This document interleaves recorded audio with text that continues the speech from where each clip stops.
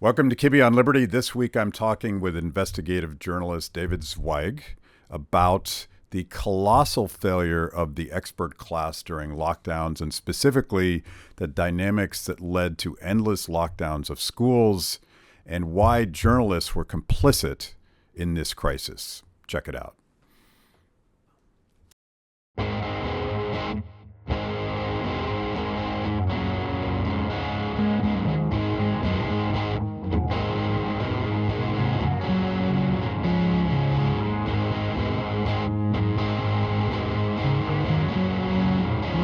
Welcome to Kibbe on Liberty.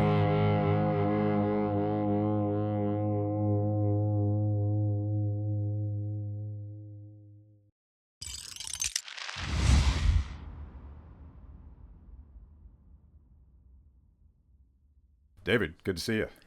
Good to see you again. Yeah, and we were at my favorite dive bar last night, the Big Board, for one of your book parties. How many have you done so far?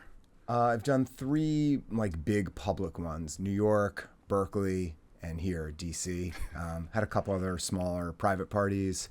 Might go to Atlanta. Might go to LA. Are you going to go to any havens of red state America, or are you just going to stick to the... I feel like there's more emotional, more enthusiasm for people in the blue pockets who suffered, Yeah. so, particularly with school closures, versus going somewhere where they were like, everything was okay. You talked about this last night, and I'm as you probably don't know, and viewers of this show have heard me talk about this thing for 5+ years now. Like, I started talking about it in March of 2020 from the perspective of an economist thinking about the practical implications of shutting everything down. And I almost knew from day one you can't possibly mean that, because that would be a human catastrophe beyond imagination if everybody stayed home. Of course, they didn't mean that. They meant that the laptop class would stay home. But the thing that I've been wrestling with many things 5 years in now, but one is the general disinterest of a lot of Americans in what the hell happened. Like, they don't want to talk about it anymore. And you mentioned this last night. Why? Yeah, it's really well put. I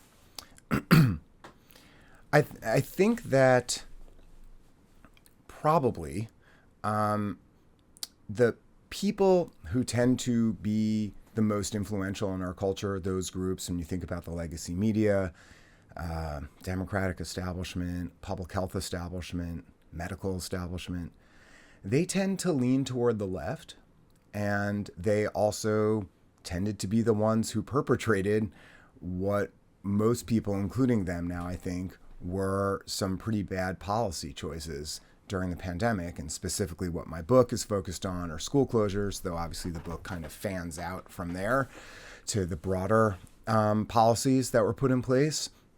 And I think people generally are not inclined to go back and revisit their failures. So to the extent that there is kind of any talk or acknowledgement within the media, for example, about the pandemic, it's framed in such a way that's pretty exculpatory, conveniently. So we can talk about this, but much of the sort of apologia, if there is one, is framed as, look, this was regrettable, but... And then a series of excuses, primarily being, we didn't know. We did the best we could. It was chaotic. Fog of war. Trump was president. He's horrible. Whatever it may be. A lot of it is sort of framed within that. Whereas think about the, vast amount of sort of revisiting and books and discussion about, 9/11, the Iraq War, any number of other major events within our culture. Those are revisited extensively. Why? Because you can pick the villains pretty easily. And by picking the villains, I mean the people who are generally not within that establishment class. The pandemic, this is the one major event I can recall where they're the villain and they know it, at least on a subconscious level, and therefore they're not really inclined to get into it. You started this journey I think your first piece was in May of 2020, Yep, early May. arguing in Wired that we should reopen the schools, and you got a lot of blowback for that. But when did you, and you generally, like, you come from a community on the left, you live in a community that is very left. When did you start to think something is wrong with the government response? Yeah, pretty early on. Not immediately. Immediately, I sort of went along with everything, didn't question it too much. I didn't do it blindly, but I also had no reason in my mind, because I didn't know enough to assume it was wrong either. I was just like, I don't know what's happening. They're telling me to do this. All right, I guess I'll go along with this until we learn more information. Very quickly, though, I felt like I wasn't seeing enough evidence behind what was going on in the media. It felt very hysterical, some of the coverage. Again, I want to be clear, like I sort of bought into everything they were saying initially. It seemed like there were a lot of unknowns, but shortly thereafter, I started poking around. I have a background in doing a lot of science journalism, reading a lot of academic studies, talking to scholars. So I'm used to doing that stuff. And my sort of disposition generally is to be skeptical of everything. I tend to lean toward the left, or I used to at least. But I've always been an independent and kind of someone who's kind of tends to be alienated or off on my own thing. I've never been like a democratic, establishment type person. So I started looking pretty early, and it seemed pretty clear. Certainly in April, I started wondering like really deeply about, wait a minute, this doesn't seem right. And there were a couple moments. It was that we were told 15 days, and then immediately Yeah. they added another 30. I'm like, that's weird. And then I've recounted this a lot, but a real turning point for me was toward the end of April, and I live right outside New York City. Cases in New York had fallen like 50%. And remember, the objective, we were told, was everyone, or as you noted, not everyone, but most people, if you can, the laptop class, stay home. The objective is we need to, blunt the circulation of the virus, prevent hospitals from being overwhelmed. We're going to flatten the curve. Well, we achieved that goal. The cases had gone down, but the schools didn't reopen. And that to me was, when the football was pulled away from Charlie Brown, Yeah. And I was like, this seemed really wrong. Yeah. And there wasn't any real investigation as far as I was observing, or real questioning. Hey, wait a minute. We were told something. We were told do this, and then we were trying to achieve this goal, and we did those things. And then it just, the proverbial goalpost was moved. And that really set me on my path where I was like, I need to find out what's going on. And where I shifted from finding out for myself to saying, I kept wondering, well, where's the media on this? And finally I was like, well, I am the media, I guess. I got to try to get this out there. Yeah. I was thinking when you were describing your persona, kind of stubbornly independent, it reminds me of how Matt Taibbi describes the journalist mindset, at least when he was coming up through the ranks, that you guys are supposed to be contrarian. You're not supposed to be team players. You're kind of a-holes when it comes to like you're a dog with a bone that says like that doesn't make sense. I'm going to figure out what's going on. And there's been a cultural shift, and your book documents this very well, where too many journalists today feel like they're on a team instead of that independent mind street that is skeptical of everything and everybody, particularly big things, big government, big business, the education industrial complex, whatever you want to call these things. When did that happen? Like, or do you think that's happened? Like that cultural shift in media? Yeah, it's hard to tell. People do talk about kind of years ago how the media used to be a bit more objective. I'm 50, so it's hard for me to speak, from personal experience, but it does seem as though certainly was still flawed. But if you think back, it seemed like journalism used to have at least some strain within it of more, for lack of a better term, but kind of like a blue collar vibe. You think of like the Daily News, back in the 60s and 70s or something. Even like a Norman Mailer, a guy who's kind of a tough guy, boxing and whatnot. Like there used to be more of, I believe, if not ideological diversity, at least a kind of scrappy sort of vibe to it. To a lot of these kind of gumshoe, reporters. And now it seems as though, and certainly within the more prestigious legacy media, it's kind of all the same people. They are on the same team. And they've explicitly said this, as I'm sure you've seen over the last number of years. This isn't even a secret. There was a whole thing, kind of once Trump won, I think it broke a lot of people's brains. And they... it was the hashtag resistance, and it's like, we can no longer just objectively report on things. We must like push back. And I think on one hand, that's actually correct. Like you don't want to, not that it's correct to not report objectively, but that they should call people out, because journalism did have this sort of genteel component to it as well. Certainly at like a presidential politics level, there was a certain amount of like, let's not talk about this or that, regardless of the political party. It was just kind of like this, a little bit of like obsequiousness, toward people in power. So in that regard, I think that's correct to push back harder on some of that. But the idea that they viewed themselves as this like advocacy machine, it then kind of went off the rails, I think, after a while, where then it was just, and there's no way to know how much of this is sort of deliberate versus like the noble lie versus kind of just a subconscious behavior.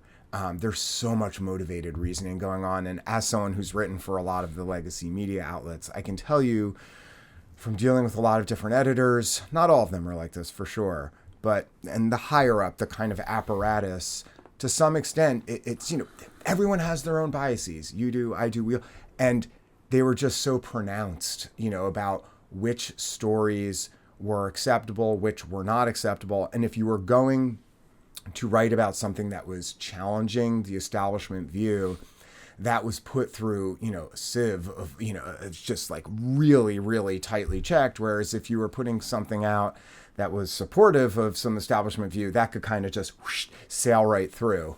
Yeah. That's deeply problematic. I mean, maybe those biases, and maybe they're ideological or sort of class biases. I'm sure they've always been there, but you tell the story of a New York Times piece that you wrote where they excised the entire section about you read the end notes, the data nice. On school notes. Yeah, very impressed you got there.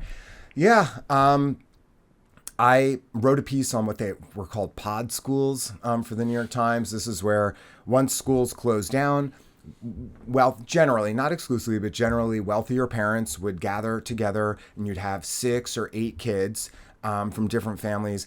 And then all the parents would hire a teacher to be like an independent teacher for these 6 or 8 kids, and they would have class in someone's living room or some other. We made a documentary called Sick Year about 6 of those moms. Oh, you did? Oh, amazing! Of a fascinating dynamic. Oh, that's awesome. Okay, so I thought the pod school thing was I'm like, wow, this is like very American ingenuity. It's like, They close schools, boom, all these pod schools are popping up now. I thought it was fascinating. So I wrote a pretty big piece on it for the New York Times. They sent a photographer to show up at an event and all this stuff. But one of the things that was important to me was, if I'm going to write about this, we should include a section on, well, should the schools be closed at all? Like, why are we even doing this? Like, that type of context is something I criticize when it's missing all the time. So I felt obligated. I was like, we can't just talk about pod schools as this like, whoa, look at this quirky phenomenon that's happening. We should be like, look at this quirky phenomenon that's happening. And, well, should this even be happening at all? So I did have a fair amount of content, a few paragraphs. There were a couple pediatricians who had recently published something. I forget the journal. It was like JAMA Pediatrics or some prominent pediatric medical journal, and they had published something saying, the kids are not at great risk. Opening schools is not going to be some supercharger type of event. The teachers are not at elevated risks. all of this stuff. So I interviewed the physicians who had written this piece that had come out. And I had a lot of that, the data they cite and blah, blah, blah. And it was just completely blackbarred from the piece. They just took all of it out. So that was a real moment. When maybe you already said this. When was that piece? I think this was summer of 2020. So the schools had already been shut for the entire spring, and things were a bit sort of unknown and nebulous, about where things are headed in the fall. And one of the things were these pod schools popping up.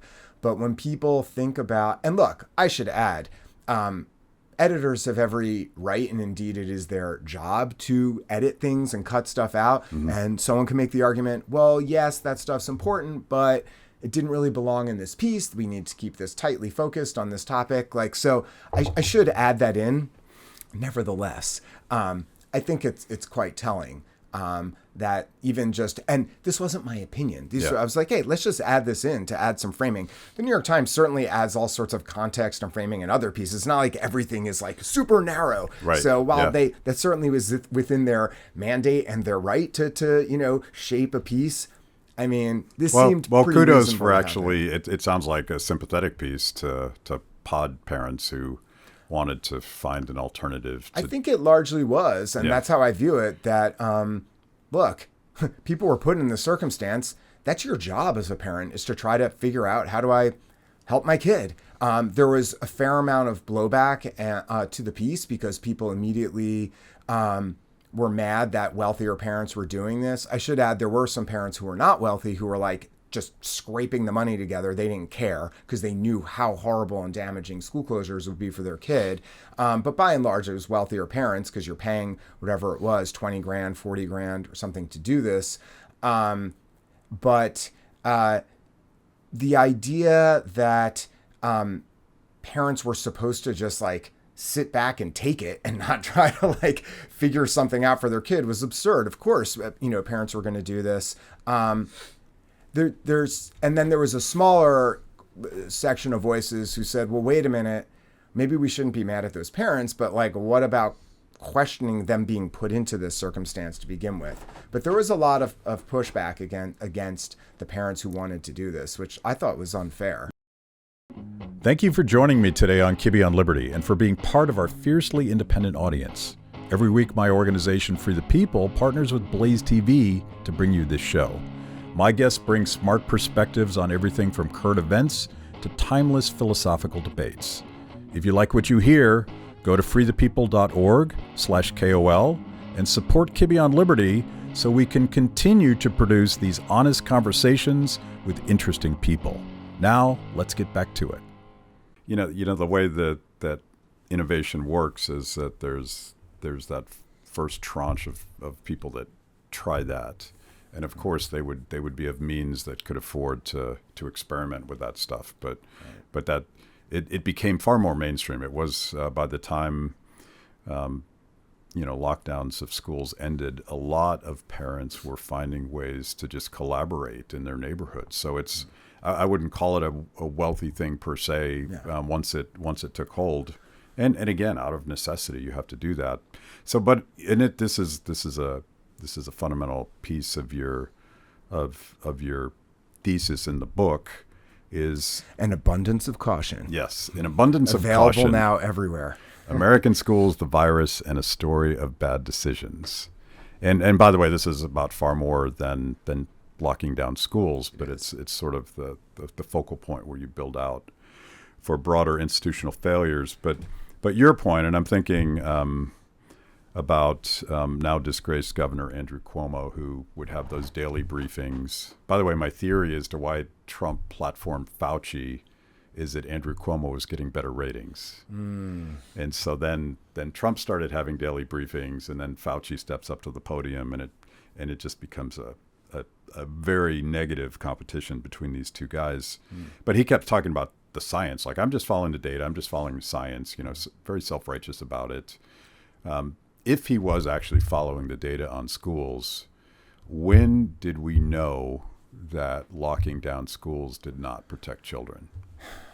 There's not a bright line because different people could argue it different ways. We knew even in February that children were at extraordinarily low risk from the virus, the risk on par with any number of other risks that children face in day to day. So it wasn't zero, but nothing outlandish compared to other threats that children face in their life. More kids die drowning in a year than they did from COVID in a year. More kids, many more die in motor vehicle accidents and so on.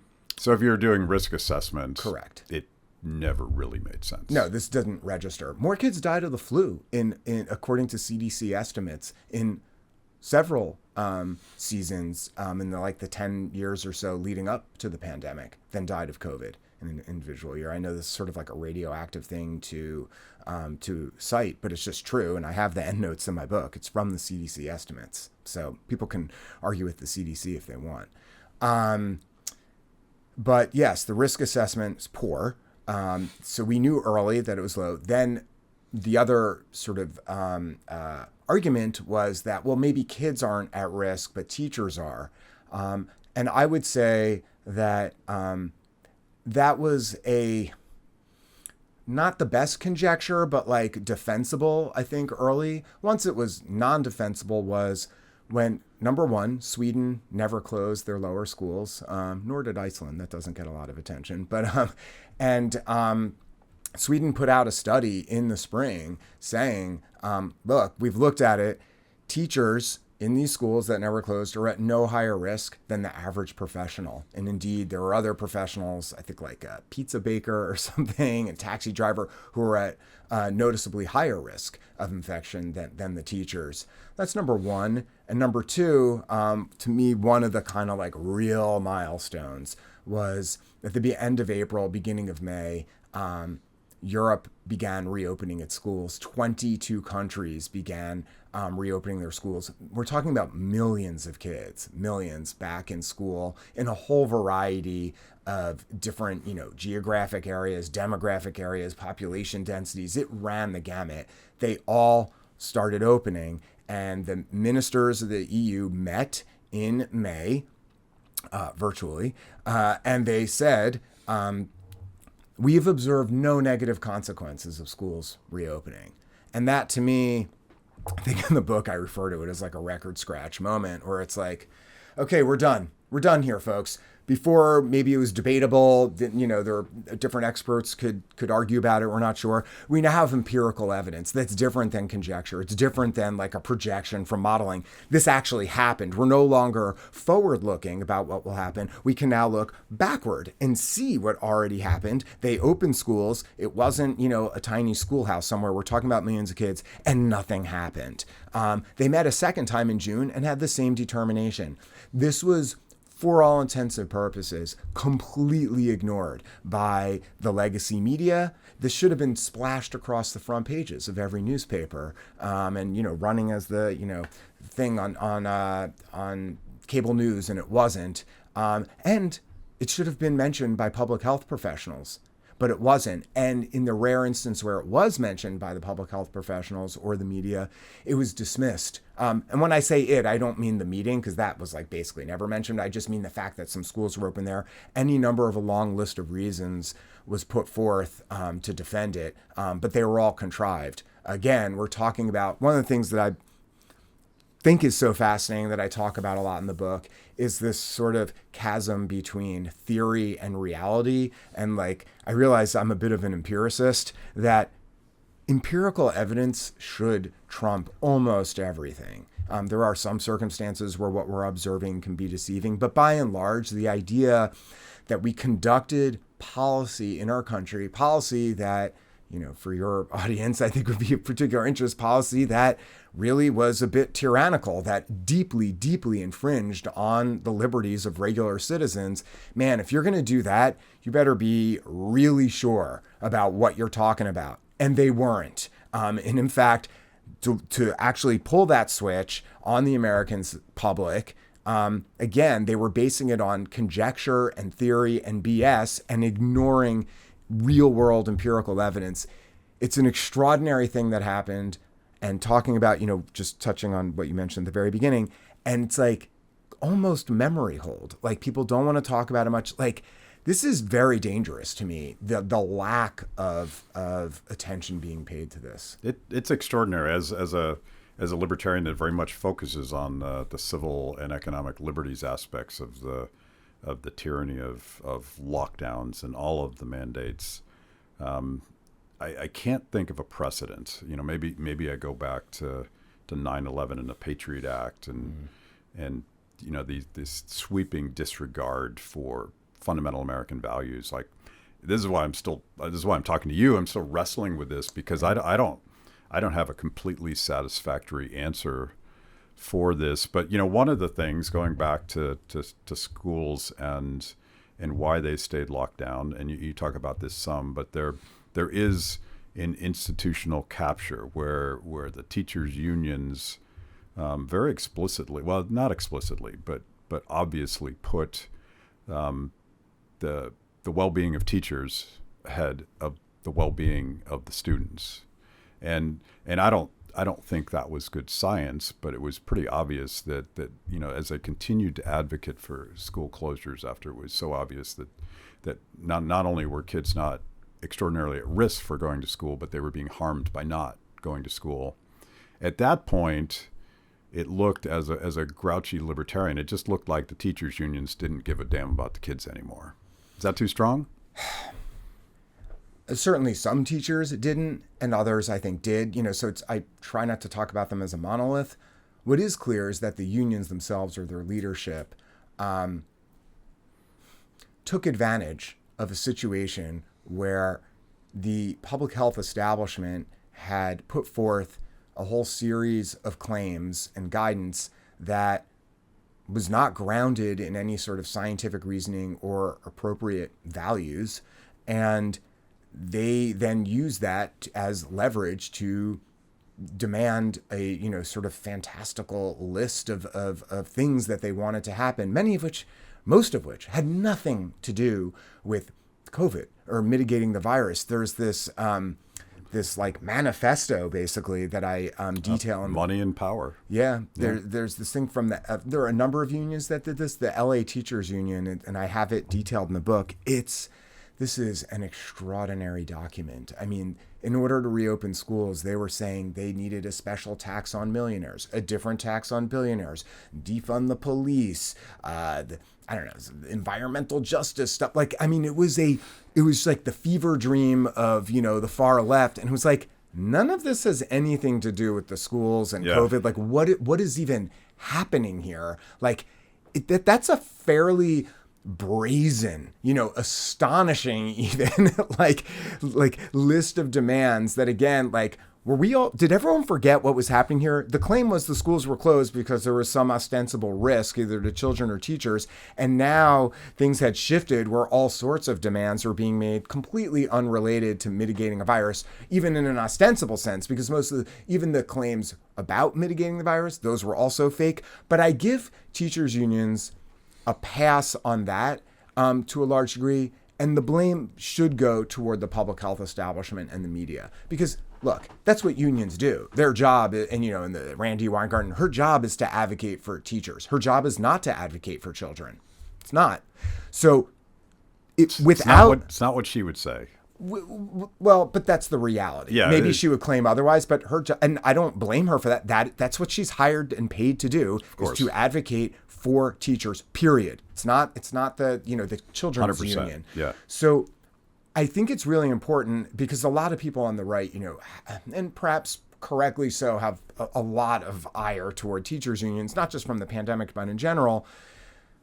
But to me, the focus should be on what, and this is what I try to do with the book, is kind of show how the gears turn in our society. The focus should be on what happened with our public health experts, the establishment, and the legacy media. What happened where they were putting forth such deeply, deeply unscientific guidance that then enabled the teachers unions to use that as their big leverage in demanding things, in keeping schools closed for such a long time. So that's where I think that our sort of spotlight should be focused, and that's what I tried to explicate in the book, is really let's look at how this took place, something so crazy.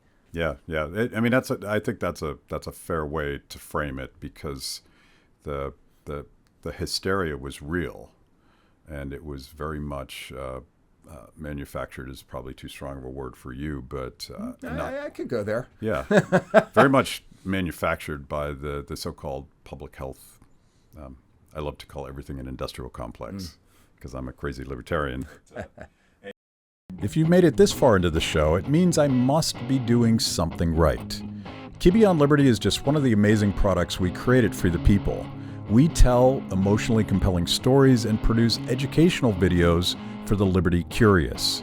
Our award-winning documentaries personalize all things liberty, independence, creativity, hard work, integrity, and perseverance. After the show, check out our work at freethepeople.org. And if you like what you see, donate to support what we do. That's freethepeople.org. Now back to the show.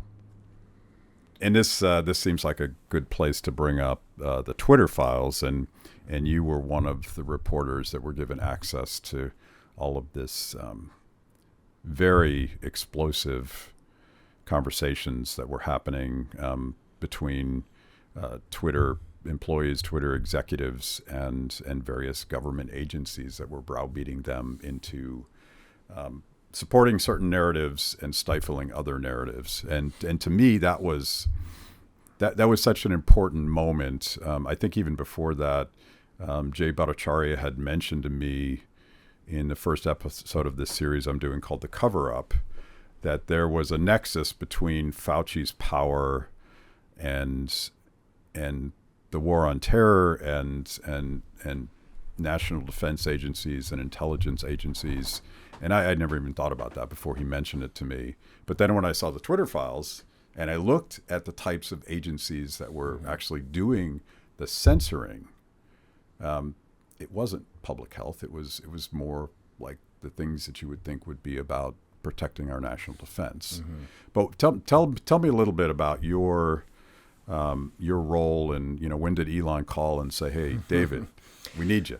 Well, I didn't get the call from Elon, but Barry Weiss, I think shortly after Matt had gotten access, Barry was also given access. And I knew Barry, so I just reached out to her basically as like a friend / professional colleague, whatever, saying like, "Hey, I saw you have access. This is crazy. Look, I know more about what's going on with COVID than anyone for the most part. Here's my advice." And I think in my recollection, at least in my head, or even like in the email to her, I was like apologetic. Like, I don't mean to like, sound like I know what's going on, but like, here's what I would look for. Like, you might find this helpful. Here's some of the things you should do if you're going to, because there's some interesting stuff going on with censorship and suppression related content related to the pandemic. And, like almost immediately after I sent the email, I got a reply. She's like, "Can you get on a plane to San Francisco?"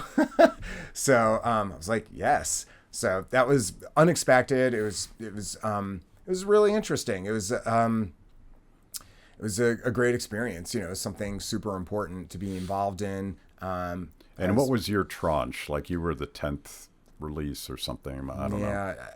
Whatever it was, it doesn't matter. I went there knowing already a whole number of people whose accounts had been deboosted in some manner, people who had been suspended, all stuff related to the pandemic, which is why I think Barry sent me that a regular person. People don't realize, perhaps, the Twitter files was not like, "Oh, you could go into this place and just dig around and search for weeks on end." Like, I was given 3 days and we had to know what to look for. It wasn't like, "Here's everything, just go look." So I arrived already prepared of like, I want to look into these, 5 people and like, can we look at their accounts and figure out what happened? So for me, it was kind of like trying to deconstruct, similar to my book. I've tried to deconstruct and like create a schematic, of showing what actually happens behind the scenes. To some extent, that's similar to to with the Twitter files. Okay, this thing happened. I know a bunch of people have observed this on their accounts. Let me find out, one, is that actually true, what they thought they were observing? Maybe everyone just has a big ego and they thought something happened, but it didn't really happen. And then two, if it did happen, how did that happen? What did that mean? At whose direction? So, and what we found were that indeed there were all sorts of policies in place, as you noted, to basically advance the accepted narratives within the pandemic and to suppress in any number of different ways beliefs or views or even data, even studies, not just someone's opinion, but even citing a study that was published that had some, contrarian sort of findings to what we were supposed to believe. Even that was suppressed on Twitter. So needless to say, deeply, deeply problematic. Things that were true, but undermining the official narrative. That's correct. Yeah. And by the way, things that they knew were true. So well, who knows debatable. what they know, but these are things published in legitimate academic journals. Now, people can argue whether a study is good or not, but give me a break. This certainly meets the bar for information that's legitimate, something in a academic journal, but it's just the findings just happen to run against what we were told we were supposed to believe about something or another related to the pandemic. And point blank, there was evidence that this was suppressed in any number of ways. And to me, one of the sort of meta angles on the Twitter files, and maybe my perception, someone might disagree with it, is that this was basically not covered at all in the major media. Yeah. Whether there's some people say there's jealousy, they wish they had access, who knows, or whether they just didn't like what was found, the people say, oh, this is a nothing burger, lots of, some mainstream journalists were saying. I'm like, look, that's subjective. Different people can think what they want. To me, that's not a nothing burger when the United States government is sort of, twisting the arm in one way or another. They don't have to explain. You don't need a smoking gun of you must censor these people. It's the U.S. government. It's like, nice social media company you got there. Shame if something happened to it. It's you don't need to explicitly say things. It was very clear that they did pressure the social media companies. And quite honestly, a larger issue isn't just the U.S. government, but the social media companies themselves. Let's just leave the U.S. government out of it for a moment. Forget about that. We don't even have to make that claim. It still is deeply worrisome when these incredibly powerful companies that basically control the digital town square, that they were doing this on their own, whether it's at the direction of the government or not. So there are so many facets of this that, to me, as a citizen, are extraordinarily important. And it is quite remarkable, I think, in the literal sense of the word, to remark on that the legacy media, for the most part, just ignored this. And there was a little bit of coverage, but when they did cover it, it was largely dismissive. Yeah. So, and I would postulate potentially that the reason that, I don't know what you call it, the mainstream media, the legacy media, the print media, although they're not print anymore. Euphemisms, but all the same. Whatever that same is, type of group. Yeah. Compared to social media companies, in a lot of ways, either it's self-censorship or some other kind of censorship. I think the reason they didn't cover the Twitter files is that people might start asking, well, why are you guys controlling the narrative in a certain way? There is an ancient history of the government manipulating print media as well. We know these are facts too. So I don't know, but Matt Taibbi was telling me that, to your point about knowing enough to ask the right questions and look for the right things, the discovery that Jay Bhattacharya was suppressed in all sorts of shocking ways was Matt and Barry sitting there and talking to a Twitter employee and say, what about Jay Bhattacharya? And they pull him up and that sort of opened the can of worms. Yeah. And it's I'm trying to bring this back to public health because, I don't know what the timing is, but over at the NIH, Anthony Fauci and Francis Collins and other officials were talking about these fringe epidemiologists in the Great Barrington Declaration and having a devastating takedown. And lo and behold, these other agencies start censoring the same people. I'm not saying it's cause and effect, but it could be just a confluence of interests. Yeah, I tend to think that it's more of that, the latter, rather than like an explicit conspiracy. They didn't pick up the phone. They may have, but what I show in the book is that, to your point, when people have a shared interest, there doesn't need to be a conspiracy. Then it's just they are working toward the same goal regardless. So the sort of public health establishment had a pardon the expression, but like a lockdown on a narrative. Like, what I'm interested in is the term I use in my head and in the book a lot is just is narrative formation. How are narratives formed? How are they enforced? And that's sort of, a Twitter files thing that you're talking about is like the enforcement. In much of my book, I'm interested in the formation. How did these narratives actually get created to begin with? And then why were so many of these people going along with them? And I talk a lot about, the various incentive structures.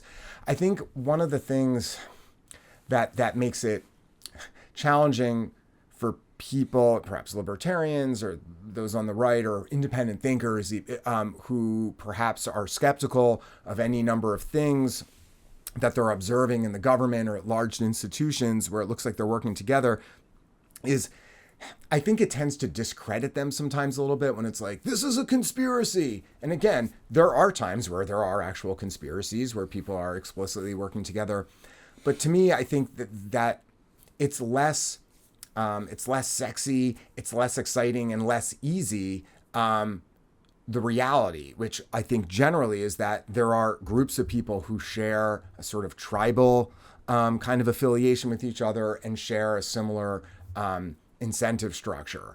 And that's more often the case, certainly within the pandemic, about why you have these large groups all working together without necessarily needing to have a backroom handshake in order to do so. Yeah, I mean, I don't really like the word conspiracy because it has baggage that perhaps the technical definition doesn't actually have. But the incentive structure and the institutional structures that you talk about, it's basically the same thing because the money is flowing, and particularly, and you don't really get into this so much, but Fauci is now controlling the entire pile of NIH funding, and that's flowing to universities, and there's a whole ecosystem that is invested in the narrative that is right. Coming from public health.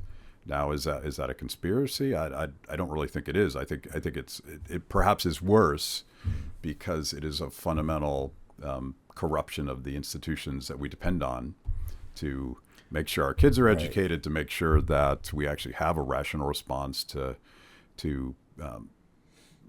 pandemics. I think that's well put, that there's things that are worse than a conspiracy, which is just sort of like a structural problem with how these institutions are created and and run and incentivized. That's worse than a conspiracy. It's just kind of baked in the cake. So that's one of the things, to me, and there are a multitude of reasons of what happened, but obviously, and this is, perhaps a banal point now, but that the sort of in-group dynamics are so powerful for a lot of people. It's not exclusive to the left, it's on the right as well, and maybe we shouldn't even discuss it in binary terms, but what we observed in the pandemic was this in-group dynamic, both socially and professionally within these institutions, created this groupthink where there was a lot of self-censorship that I observed and I knew about from physicians, many of them at like really prestigious institutions, who were reaching out to me when I was writing articles, and I recount this in the book, how I was in a whole bunch of different private text groups with different doctors and former CDC officials and other people. Everything was off the record. no one would talk about this publicly, but they all were like rip shit over what was going on. They thought it was horrible what was happening to kids. They didn't think it was effective on the one side with the school closures, and on the flip side, they knew this was harmful. And then you can add in the mask mandates on kids and the barriers on the desks and the closing of businesses. You know, you can just keep fanning out from there. There were a lot of doctors, still the minority, but there were still a lot. And you talked about the word manufactured. That was a manufactured consensus that the public was told existed. And others, they were explicitly told. I have stories of doctors whose administrators at a university or wherever or whatever institution they're at said, you are not allowed to publicly go against the CDC. You're just not. We're not going to do that as an institution, have people working here challenging or questioning what the CDC or Anthony Fauci or whomever is saying. So we had both self-censorship to a large degree. Well, you could lose your job. Oh, yeah. You could lose your funding. You could be not just lose your job, but made to the point where you've lost your career forever. You're a non-entity. You become like an untouchable. There's some pretty strong incentives to fall in line. I am sympathetic toward a lot of these people that like, look, I mean, you went to school for a zillion years, you have your license, like this is how you're paying your mortgage. This is how, like, I get it. Like I understand. Fortunately, there were some who had the courage to do it anyway and speak out. But I understand why that happened. We should note that one of them is now the head of the NIH. Exactly. Another one is now head of the FDA, yes. Marty Makary. Yeah. And others as well. So Tracy Hogue is now at FDA. Yeah. Like there's maybe this is, and it was incredibly courageous what they were doing. Slightly different though from a clinician, at a university hospital, who doesn't have tenure or something. Right. Like that. Again, very courageous of what they did. I just want to draw a distinction that like you have tenure. Yes, I don't want to call them nobodies, but these regular guys in the system had no way to defend themselves. Right. If they didn't have tenure, you're just some clinician. You're seeing patients. Like even if you saw what was going on was wrong, like you had zero protections if you came out against this stuff. And indeed, as I just mentioned, others were explicitly told not to come out. So when we think about these sort of like narrative creation and narrative enforcement, there were all these different like mechanisms in place, some that you could see, some you couldn't see. Meanwhile, I'm like in these text groups with these people. And at the same time, I have the like superintendent in my town and like parents on the local private Facebook group, like yelling at me and saying like, you want to kill children. You don't understand what's going on. I'm like, if only I could tell them there's actually a lot of people who don't agree with this, credentialed people. And by the way, but here's the thing, Matt, like we don't even need to look at that.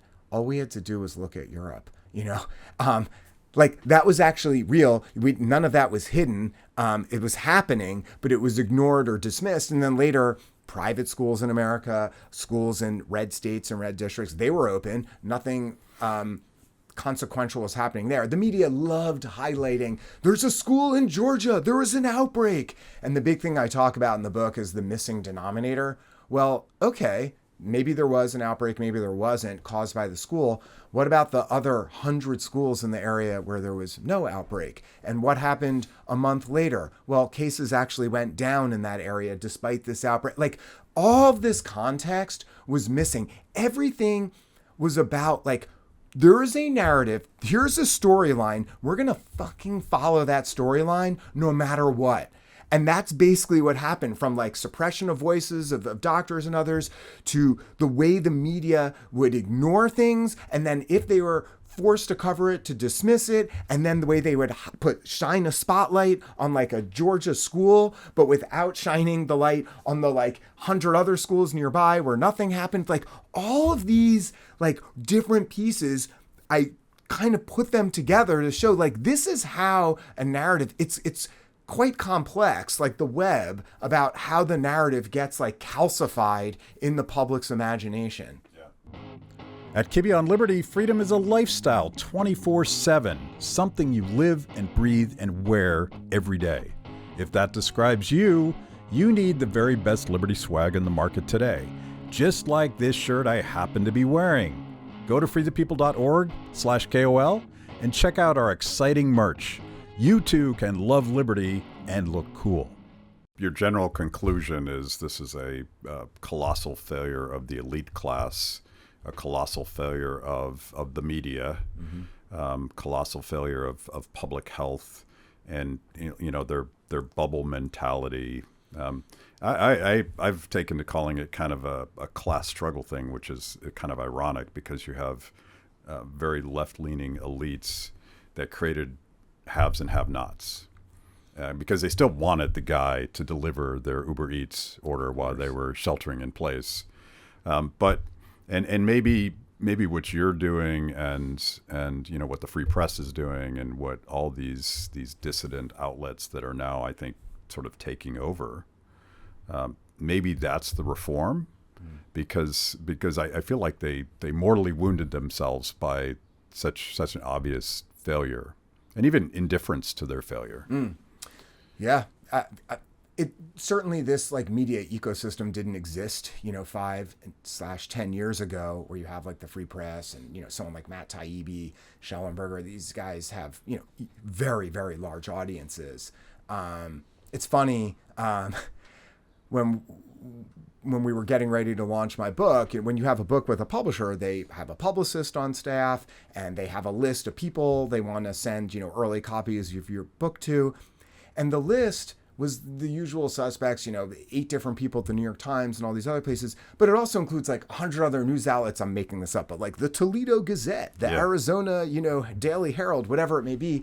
And I'm like, we're missing all of the Substacks. These guys have an audience that's 10x, some random like newspaper in somewhere in Middle America. Like, not that we should ignore Middle America, but like, they really don't understand the influence of the new media outlets, some of which is just one person essentially, or at least largely, Yeah, I don't even think it's willful. I just think the world is changing so quickly. They're unaware. They're in kind of the past and still thinking the same way. And I'm like, look, I want to be sending books to I'm friends with these people. I know we got to get them to these Substacks, even a Substack with 30,000 followers. If they're sending out unlike a newspaper or a magazine where there's, 10, 20 articles a day or something that are coming out, this is their one thing. They have one post they're putting out a day or one post a week. Right. So even if they only have 30,000 people and some newspaper has 100,000, so that 30,000, it's probably far more of an impact because it's landing in their inbox and it's here's the story. And they've curated an audience that's actually highly engaged. Cares about this. Exactly. Yeah. So it's quite interesting. I feel like I should start that. Not that I want to be a publicist. I feel like I could successfully start a book publicity business because they seem to just not understand the sort of media landscape. Well, at least your publisher is helping you with promotion. That's I don't want to drag. I'm not dragging my publisher. No, that's an unusual thing anymore. Yeah, I'm not. And of course, they've worked very hard, and my publicist has been terrific and worked very hard. I'm just saying. I was just trying to illustrate your point about the influence of the new media and why it's important, and that I think a lot of people, particularly in perhaps different institutions, don't have a real awareness of the influence. Yeah. And so I think that is a good change. If this is sort of a dark conversation we're having here, the book is dark in many ways. This is one sort of light within that, is seeing how, all right, there are other voices now coming through that are having a lot of influence. And when you have such an abject manifest failure of public health, of the legacy media, it's going to drive people toward this stuff anyway. I even saw, I tried to see the upside of this shockingly granular censorship industrial complex that you guys helped expose. And it in hindsight, it seems really ham-fisted that you have federal bureaucrats, these gray-suited Soviets in cubicles somewhere, sorting through Bob's X posts. Mm-hmm. That joke's not appropriate. You can't say that. And I'm like, this seems desperate at this point, that they've lost control of the narrative, and the idea that you're going to try to censor every individual on social media ultimately has to fail. Yeah, and I should say, I believe most of these people, it's hard to speak about the government, but certainly within public health, and I think a lot of the government people as well, they believe they're doing the right thing. They're not the villain in this story in their minds. They are. We have, at least specific to the pandemic, we have this virus coming. There's this, the people are at risk. They had this almost like monomaniacal, and Francis Collins later admitted this in an interview, which I recount in the book, not an interview with me, but where years later he said, look, I'm paraphrasing, but he something to the effect of, one of the biggest errors we made was focusing exclusively on the virus and not thinking through any of these second order effects. It's this whole cascade of things that anyone could see were going to happen. And indeed, in the academic literature, this was warned about, and I talk about this in the book. Like, there are a number of papers within epidemiology where they explicitly say, if you close schools, here's the list of like really bad things that are going to happen. And in this literature, they weren't talking about a year, or longer than a year. Right. They were talking about like a month or two. So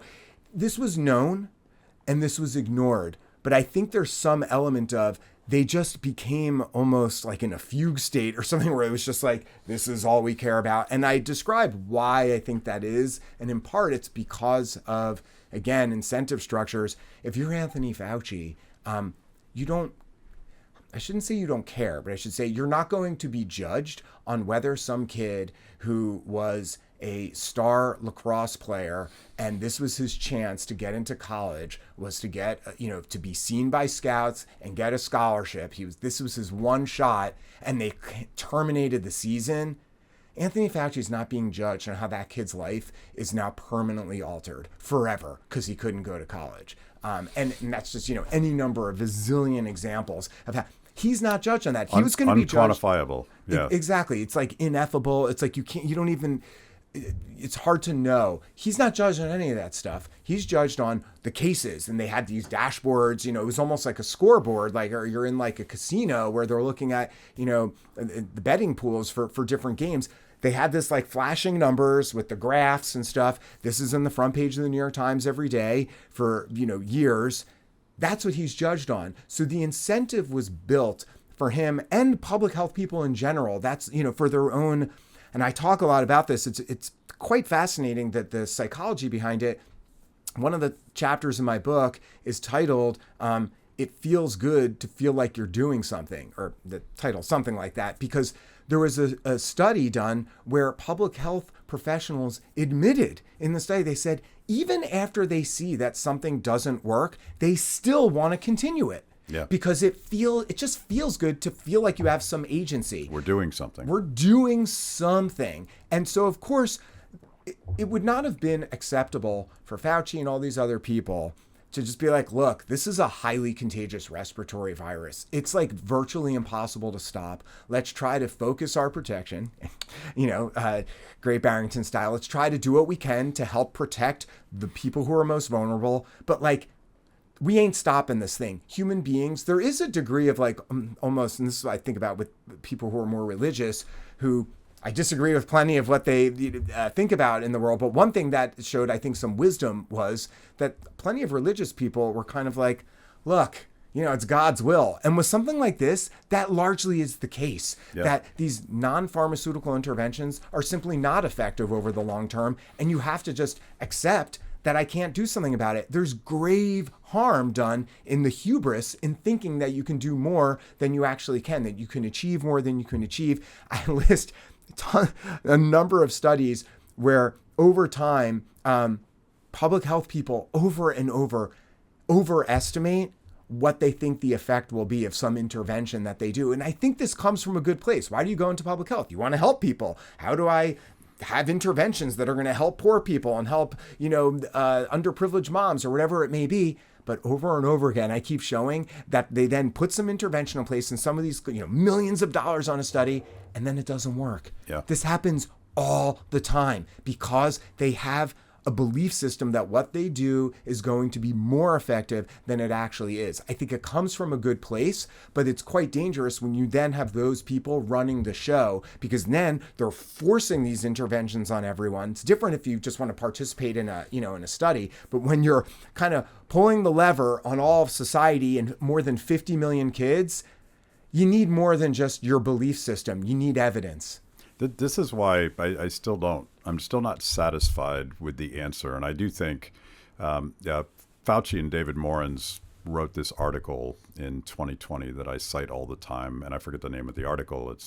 But it's one of these academic journals called Cell, and the now infamous David Morans. But they talk about your stuff, man. they talk about reimagining society and re-engineering society, and the phrase that I always quote is bending modernity.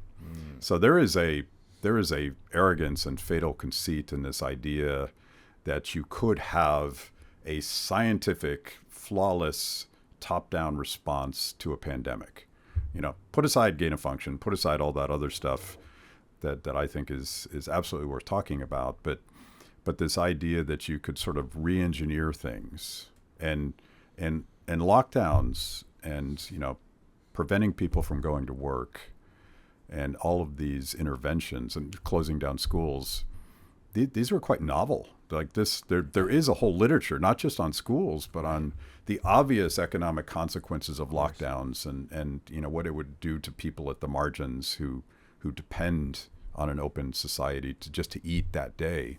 Like there's a whole literature on this. So why this radical departure, and so quickly? Like that, it's as if Dr. Evil called down, and there is no Dr. Evil, but like, how did they all fall in line and pursue this radical agenda? And I think, like you say, like Fauci doesn't have an incentive to think about those things, but perhaps an accident of history is that he will be held accountable specifically because of angry moms and because of the collateral damage and because people are now, even, they're maybe not all willing to admit it publicly yet, but they're like, I really got hurt during that. My family got hurt. I couldn't see my mom when she was dying. All that stuff. That might be why Fauci is held accountable. We'll see. Yeah, there's well put. He should be held accountable. I don't even know what that means, accountable. I'm not much interested in like trying to put people in prison and stuff. Like, to me, I just don't want it to happen again. Right. So to me, I don't think what happened was illegal in large. People can argue about it. And they're obviously the law is quite elastic, and people can argue it in different directions. During emergencies. Yeah, there's all sorts of special powers. Blah blah blah. What is important to me though is why I spent years writing this book is creating a record of what happened. And part of my book, it's certainly woven in there, and I have some sections on like these are the harms that were incurred. So make no mistake, that's in there, but that's not what the book is focused on. But rather, it's how did this happen? So hopefully people will look at this and have an understanding of. And it doesn't need to be a pandemic. It's like any next thing. The next crisis. To understand, and quite honestly, there's always some mini crisis unfolding at all times, because these sort of dynamics at play, you can see happening all the time. But of course, the knobs are going to get turned to 11 during whatever next crisis there may be. And that, to me, to your point, is far more important. It's just, how do we prevent this? And it's by an educated public. It's by people who will. And I assume most of your audience already has a cynical view on this, but I'm hoping that... It's the people that will buy your book, I think, is the answer. Right. It's just that I think there's more than just having a cynical sense about things. Mm-hmm. In order to help crystallize that, it helps to have a mental model and a command of actually the pieces and how they fit together. Yeah. That's what I attempted to do with the book, is to provide people a history and also, in effect, a guidebook to observing sort of what's going on behind the scenes in the next crisis. Okay, shameless promotion. Your new book is called An Abundance of Caution, American Schools, the Virus, and a Story of Bad Decisions. I assume this is available everywhere. Well, it's actually they blew out of supplies in a bunch of places, but yes. That's a good problem. Yes and no, but yes, it is available everywhere for order. Yeah. And sure. The next places you're going to, are those publicly available on your website, Substack, whatever. Yeah, I've been a bit remiss in updating that because I've just been flying all over the place, literally. And but yes, I'm very easy to find. davidzweig.com and silentlunch.net, and on X at David Zweig. So I'm easy to track if it's and I like talking with people too when I can. So if people want to reach out, I'm also easy to find that way. Cool. This was great. Thank you. Thanks, Matt. Yeah, fantastic. Thanks for watching. If you liked the conversation, make sure to like the video, subscribe, and also ring the bell for notifications. And if you want to know more about Free the People, go to freethepeople.org.